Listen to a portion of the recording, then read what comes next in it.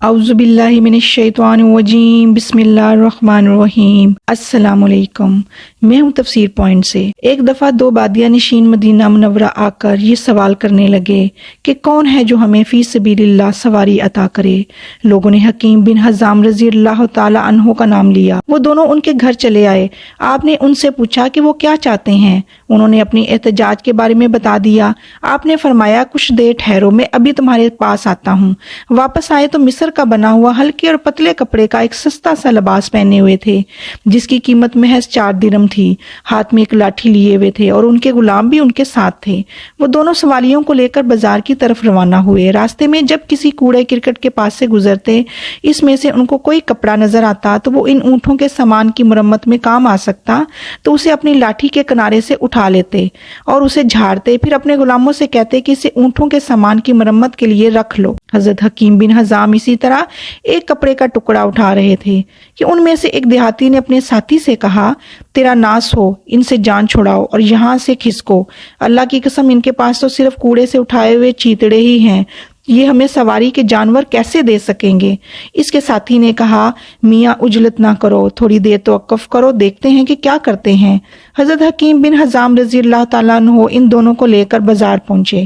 وہاں انہوں نے 2 بڑی صحت مند موٹی تازی گھابن اونٹنیاں نظر آئیں۔ انہوں نے 2 اونٹنیاں خرید لیں اور ساتھ ہی ان کا متعلقہ سامان بھی خرید لیا۔ پھر اپنے غلاموں سے کہا، جس سامان کی مرمت درکار ہو اس کی مرمت کپڑوں کے ان ٹکڑوں سے کر لو۔ اس کے بعد وہ دونوں اونٹنیوں پر کھانا، گندم اور چربی خرید کر لدوا دی۔ ان دونوں دیہاتیوں کو اخراجات کے لیے رقم بھی دی اور کہا کہ یہ دونوں اونٹنیاں اپنے ساتھ لے جاؤ۔ اس پر اس دیہاتی نے بڑی حیرت سے اپنے ساتھی سے کہا، میں نے آج تک کوئی کپڑے اٹھانے والا ایسا سخی نہیں دیکھا۔ سبحان اللہ۔ ایک بار حضرت حکیم بن حزام نے اپنے گھر 7,000 درہم میں بیچ دیا۔ لوگوں نے آپ سے کہا کہ خریدار نے آپ سے یہ گھر سستا خریدا ہے۔ حضرت حکیم بن حزام نے کہا، کوئی مذائقہ نہیں، میں نے زمانہ جاہلیت میں یہ گھر صرف ایک مشروب کے بدلے میں خریدا تھا۔ میں تم لوگوں کو گواہ بناتا ہوں کہ میں اس کی ساری قیمت اللہ کے راستے میں مسکینوں کی امداد اور غلاموں کو آزاد کرنے میں خرچ کروں گا۔ اب بتاؤ کہ کیا مجھے کوئی خسارہ ہوا؟ سبحان اللہ۔ اب ہم سورۃ بقرہ کی آیت نمبر 118 اور 119 کا ترجمہ اور تفسیر بیان کرتے ہیں۔ وقال الذين لا يعلمون لولا يكلمنا الله أو تأتينا آية كذلك قال الذين من قبلهم مثل قولهم تشابهت قلوبهم قد بينا الآيات لقوم يوقنون۔ نادان کہتے ہیں کہ اللہ خود ہم سے بات کیوں نہیں کرتا یا کوئی نشانی ہمارے پاس کیوں نہیں آتی؟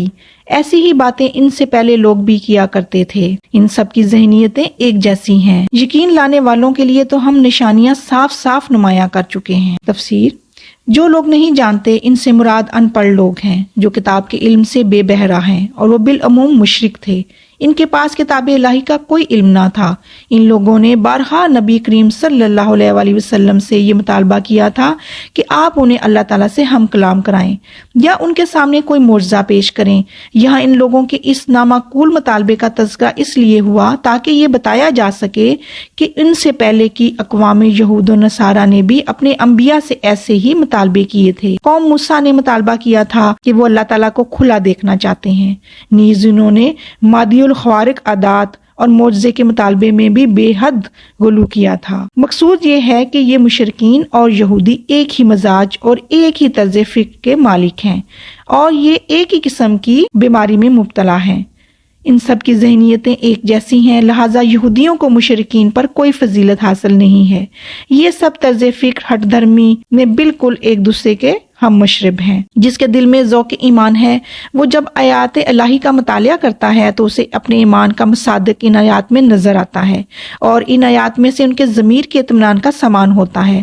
غرض یہ آیات اور نشانیاں کسی کے اندر ایمان نہیں پیدا کر سکتی، بلکہ یہ ایمان ہے جس کی روشنی میں اللہ کی آیات اور نشانیوں کو سمجھا جا سکتا ہے اور اطمینان حاصل کیا جا سکتا ہے، اور اسی طرح انسان کا دل و دماغ ہدایت حاصل کر سکتا ہے۔ ان کے اقوام کے اختتام میں ان کے افکار باطلہ کی تردید، ان کے گمراہ کن پراپوگنڈے کے پس پردہ کار فرما مقاصد کی پردہ داری کے بعد اب روح سخن حضرت نبی کریم صلی اللہ علیہ وآلہ وسلم کی طرف پھر جاتا ہے۔ اللہ تعالیٰ آپ کے فرائض بیان فرماتے ہیں اور آپ کے لیے مقاصد متعین کر دیے جاتے ہیں، اور آپ کو یہ بتایا جاتا ہے کہ یہود و نصارہ اور آپ اور ان لوگوں کے درمیان کتنا گہرا اختلاف ہے، اور یہ کہ اس اختلاف کو ایک بھاری قیمت ادا کر کے ہی دور کیا جا سکتا ہے، جبکہ آپ نہ تو وہ قیمت رکھتے ہیں نہ اسے ادا کر سکتے ہیں، اور اگر نعوذ باللہ ان لوگوں سے اتحاد کرنے کے لیے آپ یہ بھاری قیمت ادا کرنے کو تیار ہو جاتے ہیں تو آپ اپنے آپ کو غضب الہی کا مورد ٹھہرائیں گے۔ آیت نمبر 119۔ إنا أرسلناك بالحق بشيرا ونذيرا ولا تسأل عن أصحاب الجحيم۔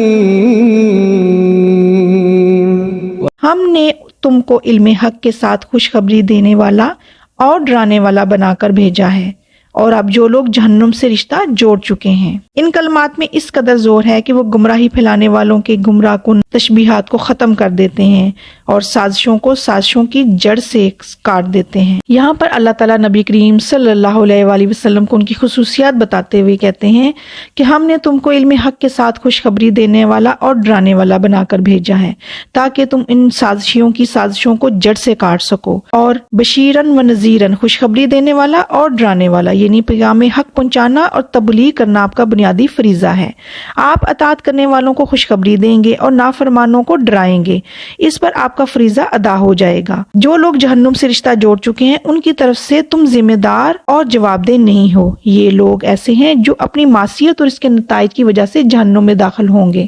اے پیغمبر، یہود و نصارہ ہمیشہ آپ کے خلاف برسرے پیکار رہیں گے، آپ کے خلاف سازشیں کرتے رہیں گے، کبھی آپ سے مصالحت نہ کریں گے اور نہ ہی کبھی آپ سے راضی ہوں گے، لہٰذا آپ اپنے مشن کو چھوڑ دیں یا حق کو ترک کر دیں، جو یقین آپ کو حاصل ہے اسے خیر بات کہہ دیں، اور یہ لوگ جس بیماری میں مبتلا ہیں جہلیت کی اسے اختیار کر لیں، اس سے پہلے اس کے قریب نہ جائیں۔ یہ آپ سے کبھی راضی نہیں ہوں گے، لہٰذا آپ کا ان کے جن لوگوں نے جہنم سے رشتہ جوڑ لیا ہے آپ ان کے ذمہ دار نہیں ہیں، آپ محض معلم ہیں۔ آپ کا فریضہ یہ ہے کہ آپ ان کو جو نیک عمل کرتے ہیں، اطاعت گزار ہیں، ان کو جنت کی خوشخبری سنائیں، اور جو لوگ نافرمان ہیں ان کو جہنم سے ڈرائیں۔ لیکن یہودی اور عیسائی دنیا میں جو اسلام اور مسلم دشمنی میں غرق ہیں اسے مختلف رنگ دیتی رہتی ہے، اس کے اوپر مختلف قسم کے جھنڈے لہراتی رہتی ہے، اور یہ کام وہ نہایت ہی مکاری، فریب و زئی کے ساتھ کرتی ہے۔